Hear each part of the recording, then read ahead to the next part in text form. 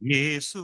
ஆமீன் ஆமீன். அருமையானவர்களை, நாங்கள் இணைந்திருப்பது சங்கமம் வானொலியின் மதிய நேர ஒலிபரப்பு, மாலை நேர ஒலிபரப்பு.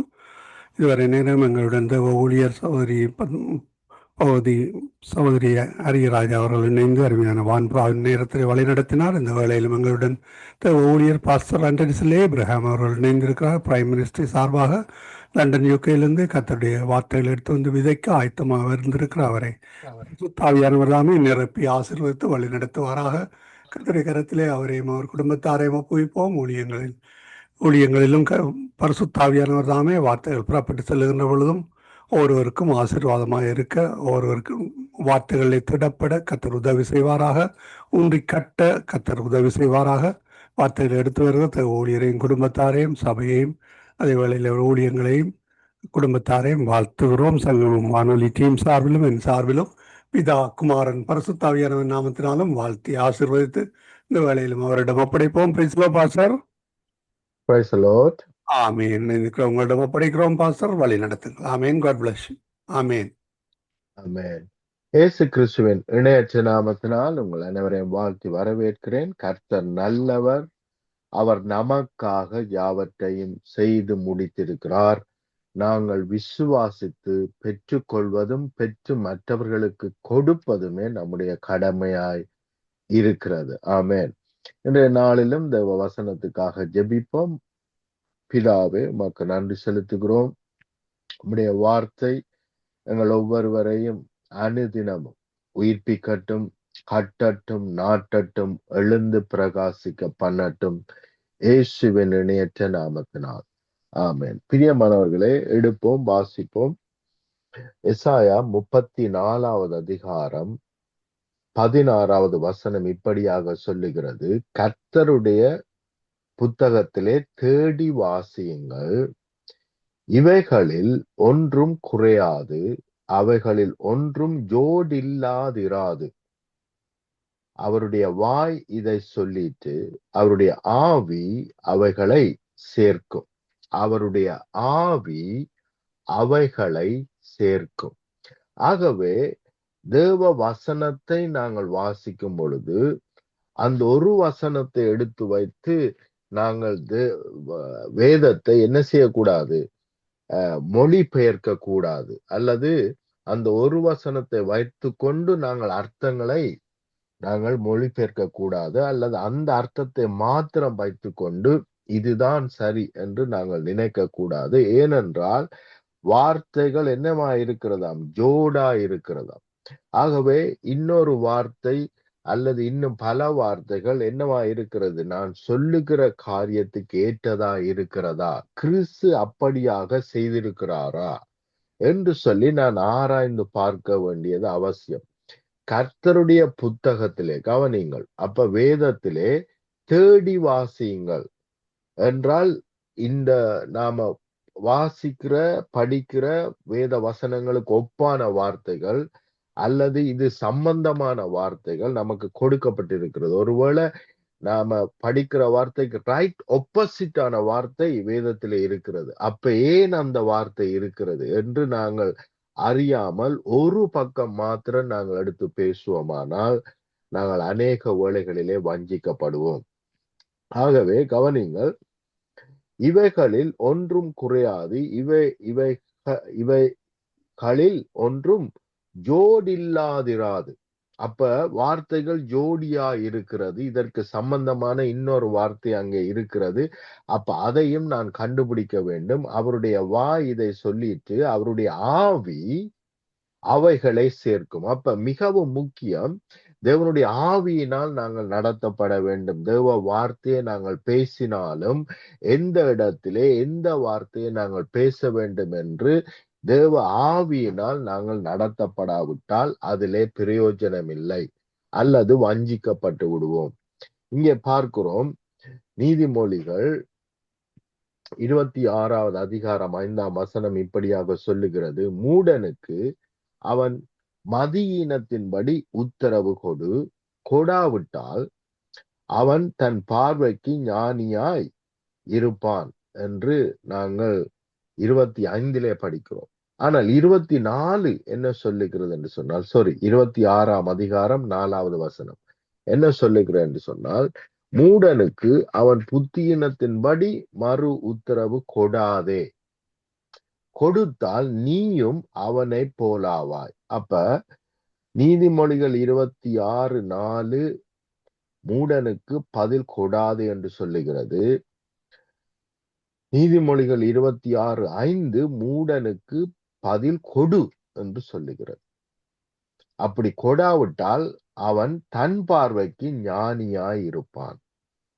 ஆகவே அவனுக்கு பதில் கொடு என்று சொல்லுகிறது. பாருங்கள், 26ஆம் அதிகாரம் 4ஆம் வசனமும் 5ஆம் வசனமும் ஒன்றுக்கொன்று வேறுபடுகிறது. ரைட், எதிர்மறையாய் பேசுகிறது. அப்ப எந்த இடத்திலே எந்த வார்த்தையை பேச வேண்டும்? ஒரு மூடனுக்கு ஏற்ற பிரகாரமா நான் இந்த இடத்திலே வார்த்தையை பேச வேண்டுமா பேசக்கூடாதா என்று ஆவியானவர் எனக்கு சொல்லிக் கொடுக்க வேண்டும். அதனால்தான் ஆவியானவருடைய உதவி நமக்கு தேவை.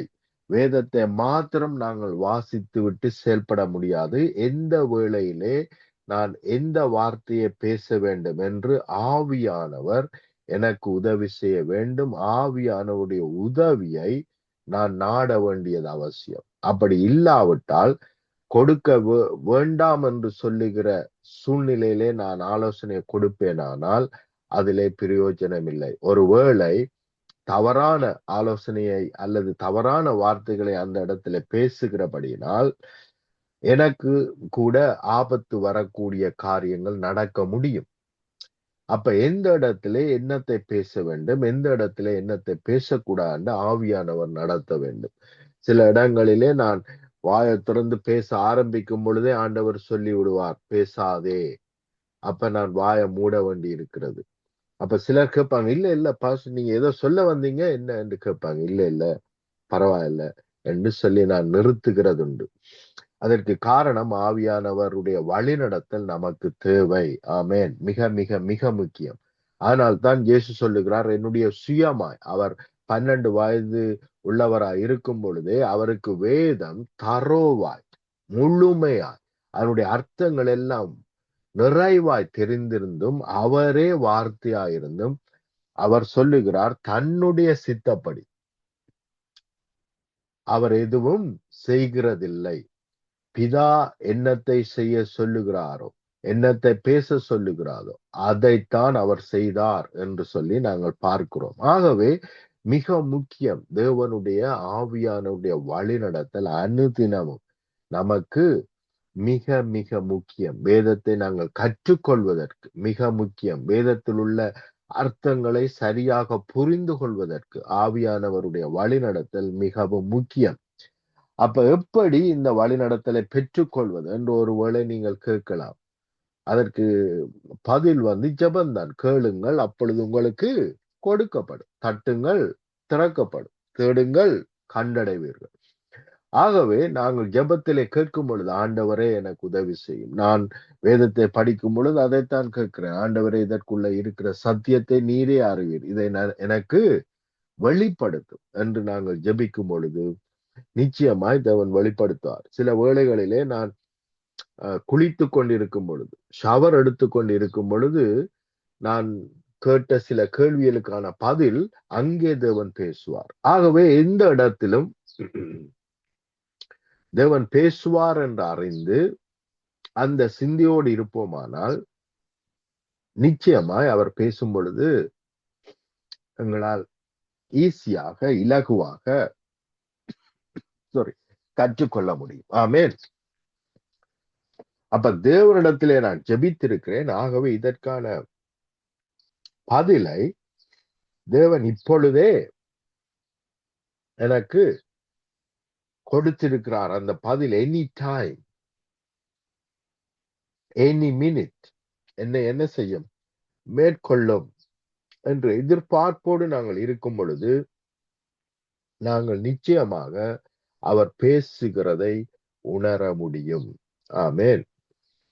அப்ப ஆவியானுடைய வழி நடத்தல் அனுதினம் நமக்கு தேவை. அதனால் தான் நாங்கள் நேற்றைய நாளிலே பார்த்தோம், இயேசு கிறிஸ்து அதிகாலையிலே பிதாவை தேடினார், பிதாவோடு உறவு கொண்டார், பிதாவோடு டைம் ஸ்பெண்ட் பண்ணினார்.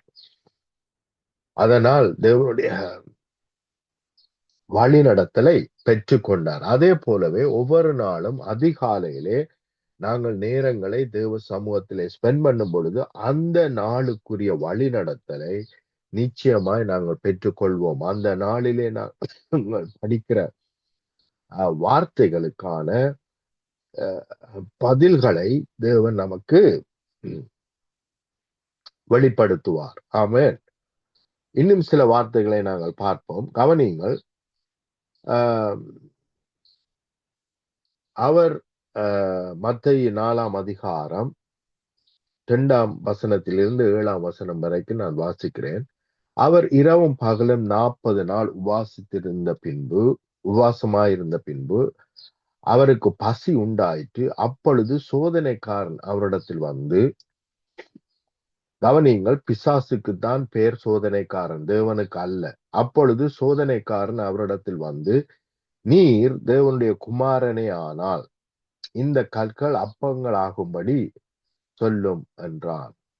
அவர் பிரதியுத்தரமாக அவனுக்கு, மனுஷன் அப்பத்தினால் மாத்திரம் அல்ல, தேவனுடைய வாயிலிருந்து புறப்படுகிற ஒவ்வொரு வார்த்தையினாலும் பிழைப்பான் என்று எழுதி இருக்கிறது என்றார். அப்ப கவனியுங்கள், பிசாசு என்னத்தை கொண்டு வருகிறான் என்று சொன்னால், தேவனுடைய வல்லமையை பயன்படுத்தி உம்முடைய விருப்பங்களை, உம்முடைய தேவைகளை நிறைவேற்றிக் கொள்ளும். தேவனுடைய வரங்களை, வல்லமைகளை, தீர்க்க தரிசன வரங்களை அல்லது சுகமாக்கும் வரங்களை, இவைகளை பயன்படுத்தி உம்முடைய தேவைகளை, நமக்கு மணி தேவை இருக்கலாம்.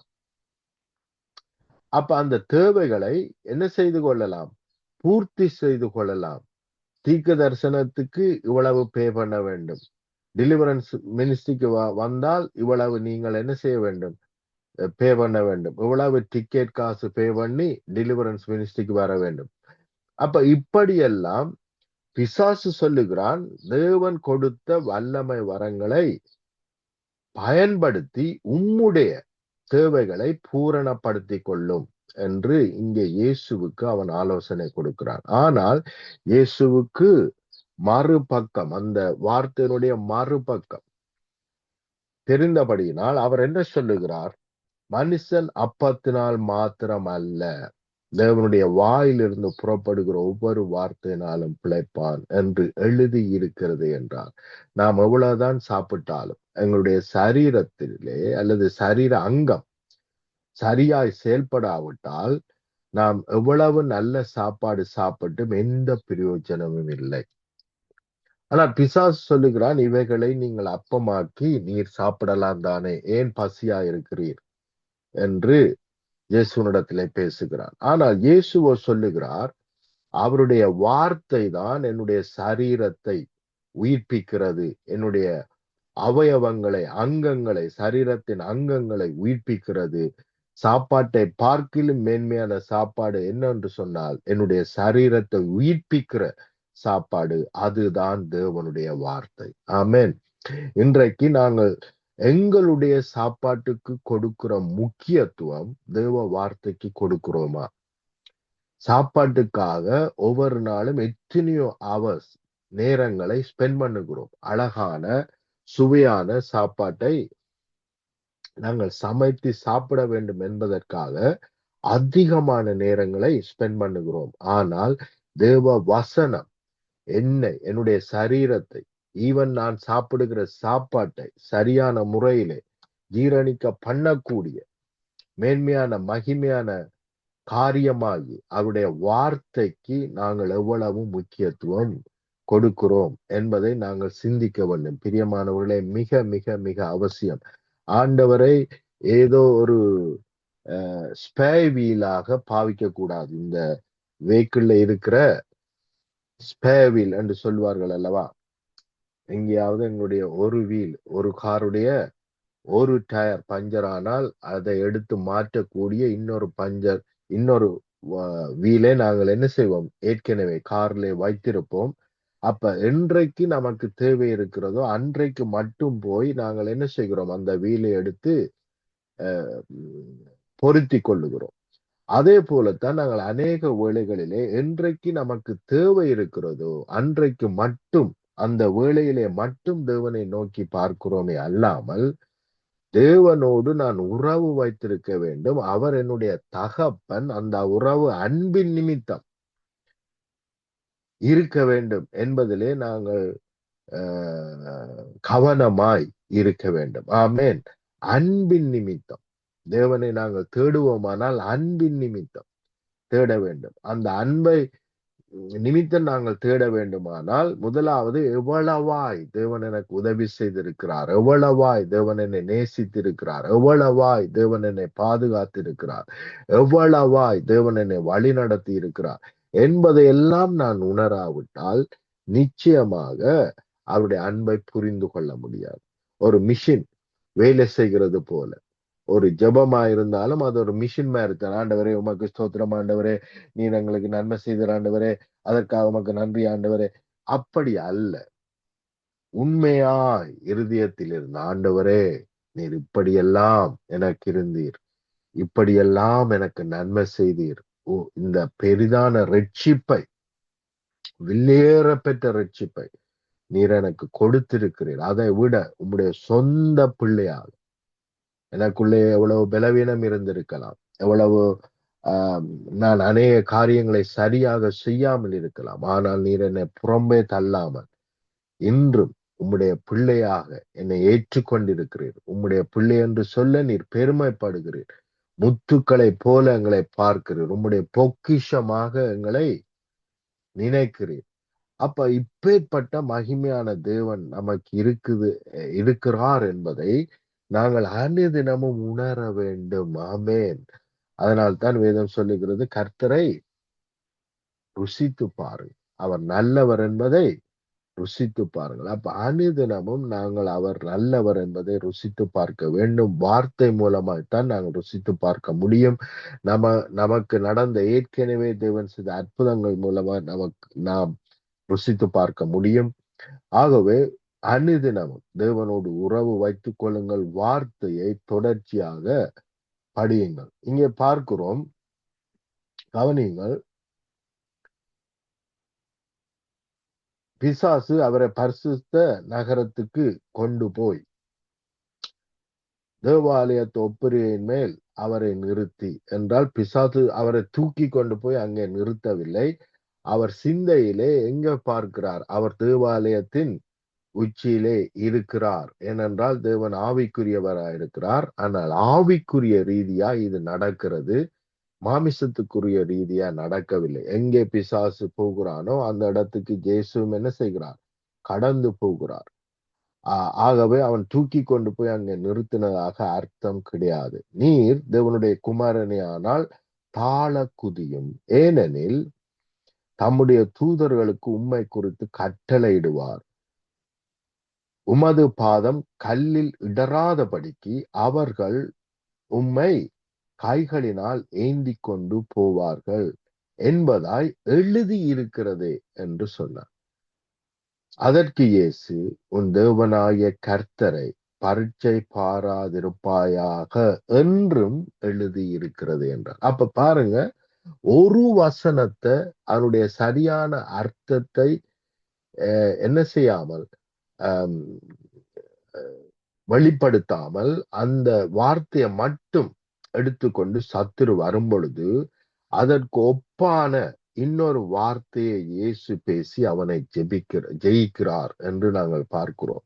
அப்ப அநேக வேளைகளிலே சில வார்த்தைகளை நாங்கள் பார்த்துவிட்டு நாங்கள் அநேக வேளைகளிலே வஞ்சிக்கப்படுகிறோம். எனக்கு தெரிந்த சில ஊழியங்களிலே நாங்கள் பார்க்கிறோம், அல்லது சில செய்திகளை நான் பார்க்கும் பொழுது இயேசு என்ன செய்தார்? வெளியேற பெற்ற ஆடை உடுத்தி இருந்தார். ஆகவே நாங்களும் என்ன செய்யலாம்? 10,000 $20,000 சூட் வாங்கி போட்டுக் கொள்ளலாம் என்று சொல்லி அநேகர் பேசுகிறது உண்டு. ஆனால் பிரியமானவர்களே, அந்த ஆடை இயேசுவினிடத்திலோ அல்லது இயேசுனுடைய குடும்பத்தினிடத்திலோ அல்லது இயேசு அது ராஜாக்கள் அணிகிற ஆடை, ஆகவே இயேசு தசமபாகம் காணிக்கை எடுத்து கொண்டு போய் அப்படிப்பட்ட ஒரு வெளியேறப்பட்ட ஆடையை எடுத்து கொண்டு வந்து அந்த தசமபாகம் காணிக்கையை வாங்கி அவர் போய் ராஜாக்கள் உடுத்துற அந்த ஆடையை அவர் என்ன செய்யவில்லை, வாங்கி உடுத்தவில்லை. மாறாக இயேசு அரஸ்ட் பண்ணப்பட்ட பின்பு அவர் என்ன செய்யப்படுகிறார், ரோம ராஜ்யத்தினுடைய அதிகாரிகள் மத்தியிலே அவர் கையளிக்கப்படுகிறார். அப்படி கையளிக்கப்படும் பொழுது ஒன் ஆஃப் த அதிகாரி என்ன செய்கிறார் என்று சொன்னால், அங்கே இருக்கிற எங்க ரோம ராஜ்யத்திலே அரசிலே இருந்த ராஜ உடைய உடுப்புவித்து இயேசுவை என்ன செய்கிறார், அவமதிக்கிறார். நீயோ ராஜா என்று சொல்லி என்ன செய்கிறார், அவமதிக்கிறார். அந்த உடுப்போடு தான் மறுபடியும் பிலாத்துவினிடத்திலே இயேசு அனுப்பப்படுகிறார். ஆகவே இந்த ஆடை இயேசுவினிடத்தில் இருந்து வந்த ஆடை அல்ல.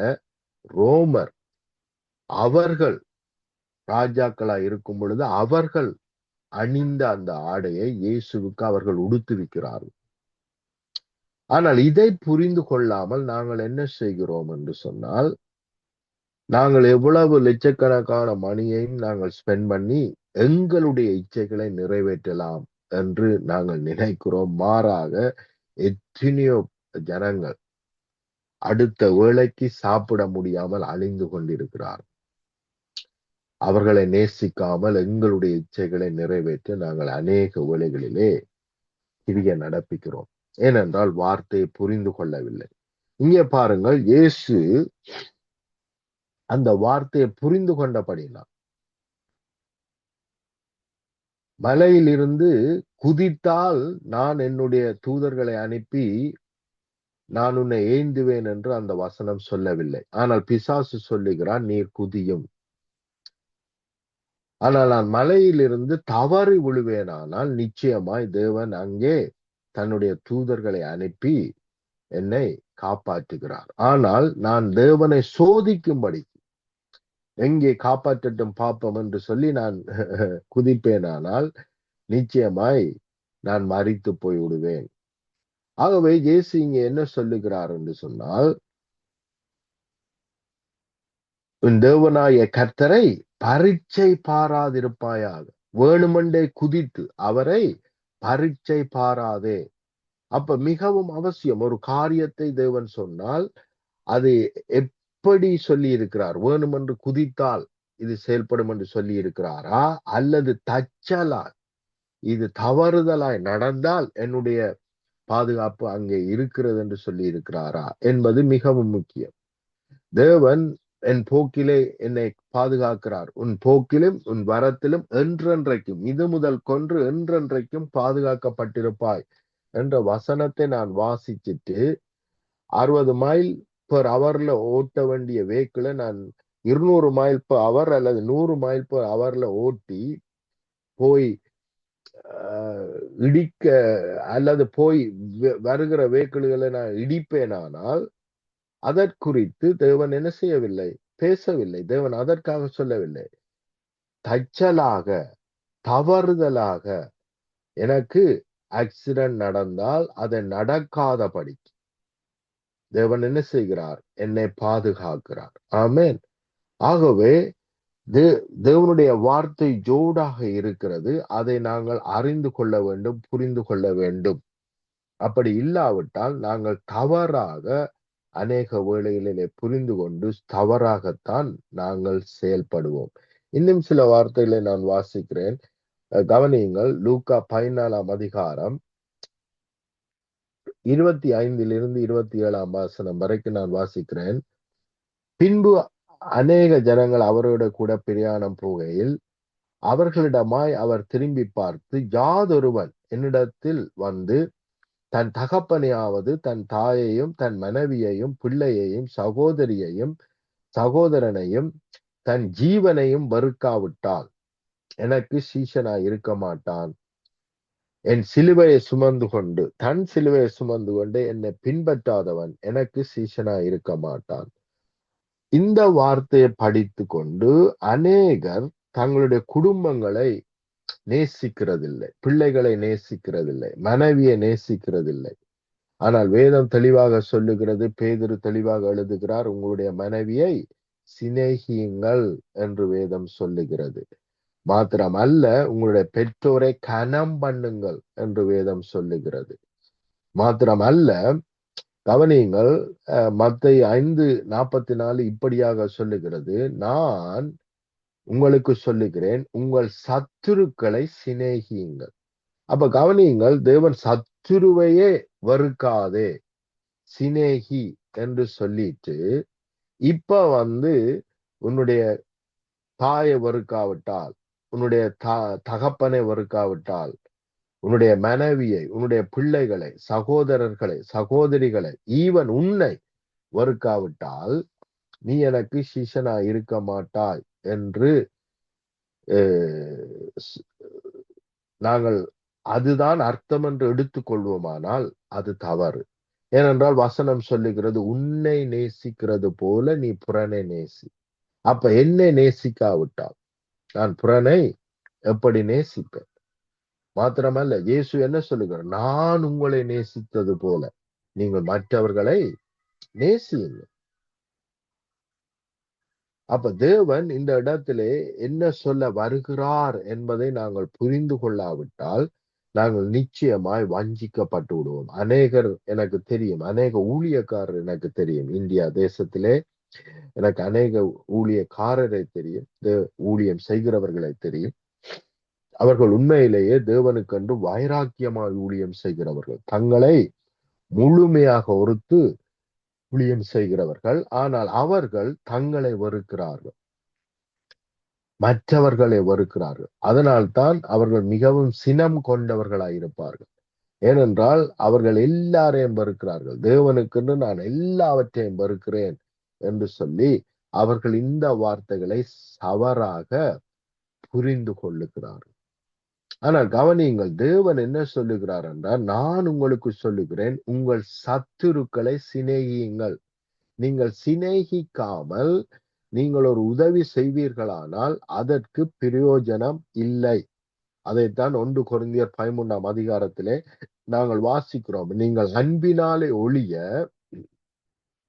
வேற எந்த காரியத்தினாலும் நாங்கள் எதை செய்தாலும் அதற்கு பிரயோஜனம் இல்லை என்று வேதம் தெளிவாக சொல்லுகிறது.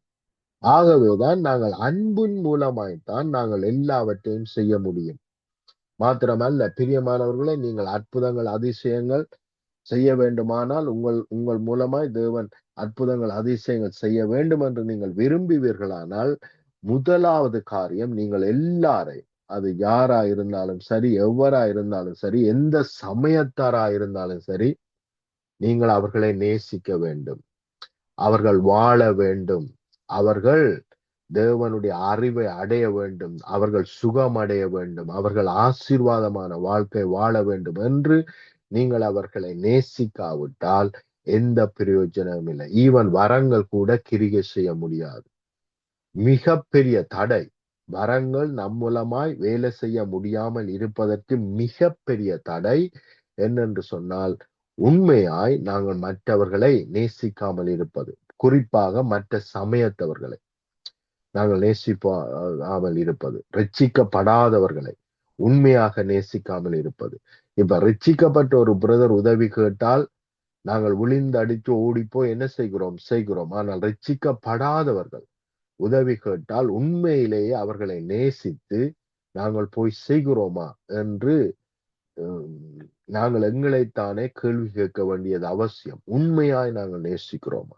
அப்படி நாங்கள் ஜெபம் பண்ணும் பொழுது கூட அவர்களை உண்மையாய் நேசித்து, ஆண்டவரே உம்முடைய ஆசீர்வாதம் மேற்கொள்ளட்டும், உம்முடைய விட்டுதலை மேற்கொள்ளட்டும், நீர் நல்லவர் என்பதை அவர்கள் ருசி பார்க்கட்டும், அவர்கள் ஆசீர்வதிக்கப்பட்டிருக்கட்டும், அவருடைய குடும்பங்கள் ஆசீர்வதிக்கப்பட்டிருக்கட்டும், அவர்கள் உயர்த்தப்பட்டிருக்கட்டும் என்று சொல்லி உண்மையாய் நாங்கள் நேசித்து அவர்களை உள்ளத்தின் ஆழத்தில் இருந்து ஆசீர்வதித்து ஜெபிப்போமானால் நிச்சயமா அந்த ஜெபம் இம்மீடியட்டாய் பதிலை கொண்டு வரும். ஹல்லேலூயா. நாங்கள் எதை செய்தால் அன்பின் நிமித்தமே செய்ய வேண்டி இருக்கிறது. ஆகவே இந்த இடத்திலே தேவன் இவர் எல்லாரையும் வெறுக்கும்படி சொல்லவில்லை, மாறாக மற்ற எல்லாரை காட்டிலும் அவரை அதிகமாய் நேசிக்கும்படிக்கே அவர் நம்மிடத்திலே கேட்கிறார். ஏனென்று சொன்னால், எவரை நாங்கள் நேசிக்கிறோமோ அவர் சொல்லுகிற வார்த்தையைத்தான் நாங்கள் செய்வோம். ஆகவேதான் நாங்கள் மற்ற எல்லாரை பார்க்கிலும் தேவனை அதிகமாய் நேசிப்போமானால், என்னை பார்க்கிலும் நாம் தேவனை, நம்மை பார்க்கிலும் நாம் தேவனை அதிகமாய் நேசிப்போமானால், நம்முடைய இச்சை ஆசைகளை நாங்கள் நிறைவேற்றாமல் மாறாக தேவனுடைய சித்தத்தை நிறைவேற்றுகிறவர்களாய் இருப்போம். ஆகவே இந்த உலகத்தில் இருக்கிற சகலதை பார்க்கிலும் தேவனை அதிகமாய் நேசிக்க வேண்டியது அவசியம் என்பதைத்தான் இந்த வசனங்கள் நமக்கு காண்பித்து கொடுக்கிறதே அல்லாமல், மாறாக எல்லாவற்றையும் வெறுத்துவாள் என்று அவர் சொல்லவில்லை.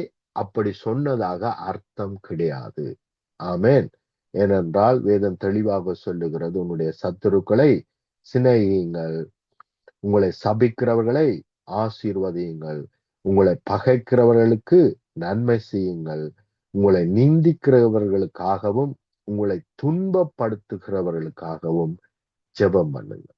இவைகள் எல்லாம் யாரால் செய்ய முடியும் என்றால், உண்மையாய் நேசிக்கிறவர்களால் தான் செய்ய முடியும். ஆமேன். ஆகவே தேவ அன்பிலே நிறைந்திருந்து செயல்படுவோம். இன்னும் அநேக காரியங்களை வருகிற நாட்களிலே கற்றுக்கொள்வோம். ஜெபம் பண்ணுவோம். அன்பின் பிதா, இந்த வேலைக்காக உமக்கு நன்றி செலுத்துகிறோம். உம்முடைய வார்த்தையை சரியாய் புரிந்து கொண்டு செயல்பட எங்களுக்கு உதவி செய்வீராக. இதுவரைக்கும் செய்ததற்காய் நன்றி. இனி மேலும் நீர் செய்கிறதற்காய் நன்றி. எங்களுடைய ஆவிக்குரிய கண்கள் திறக்கப்படட்டும், திறக்கப்படட்டும். ஆவிக்குரிய கண்கள், மனக்கண்கள் திறக்கப்படட்டும். உம்முடைய வார்த்தை எங்களை மேற்கொள்ளட்டும். அனிதினமும் அதிகாலையிலே எழுப்புவீராக. ஒவ்வொரு பிள்ளைகளையும் எழுப்புவீராக, எழுப்புவீராக. ஆவியானவரை எழுப்புவீராக. உற்சாகமான ஆவி ஒவ்வொருவரையும் தாங்குவதாக. உம்முடைய வார்த்தை ஒவ்வொருவரையும் மேற்கொள்ளுவதாக. வார்த்தையின் மேல் வாஞ்சை வருவதாக. வார்த்தையே ஜீவன், வார்த்தையே வல்லமை, வார்த்தையே உயிர். ஆகவே இந்த வார்த்தைகள், உயிர்ப்பிக்கிற இந்த வார்த்தைகள் ஒவ்வொருவரையும் மேற்கொள்ளட்டும். உம்முடைய வார்த்தையிலே, உம்முடைய ரட்சிப்பிலே, உம்முடைய ஆசீர்வாதத்திலே, உம்மோடுள்ள உறவிலே இன்னும் அதிகமாய் பலுகி பெருகுவார்களாக. எல்லா விதமான சுக இனங்களும் வெளியேறுவதாக. பில்லி சூனிய கட்டுக்களில் இருந்து நிர்மூலமாக்கப்படுவதாக. இப்பொழுதே பரிபூர்ண விடுதலை கேட்க போகிற ஒவ்வொரு பிள்ளைகளை மேற்கொள்ளுவதாக. இவர்கள் மூலமாய் மகிமையின் மேல் மகிமை அடைவீராக. சர்வ வல்லமை உள்ள இயேசுவின் இணையற்ற நாமத்தினால் ஆமேன், ஆமேன், ஆமேன். ஆமீன், ஆமீன். அருமையான வார்த்தைகளை கூடாக வழிநடத்தினீர்கள். கர்த்தர் உங்களுடனும் கூட இந்த வழிநடத்துவாராக. இந்த வசனம் எங்க இருக்கு பாஸ்டர்? ஜோடு ஜோடா தேவ வார்த்தைகள் ஜோடு ஜோடாக இருக்கும். அவற்றை தேடி கண்டுபிடிக்க வேண்டும். இந்த வசனத்துல இருக்கு பாஸ்டர் சொன்னீங்க. எசாயா 34:16. 34:16. ஆமீன். நன்றி பாஸ்டர். இந்த வார்த்தைக்காக நான் தேடிக்கொண்டிருந்தேன். கர்த்தருக்கு ஸ்தோத்திரம். இந்த வார்த்தைக்காக வாழ்த்துகிறோம், ஆசீர்வதிக்கிறோம். கர்த்தருடைய கரத்திலே ஒப்பு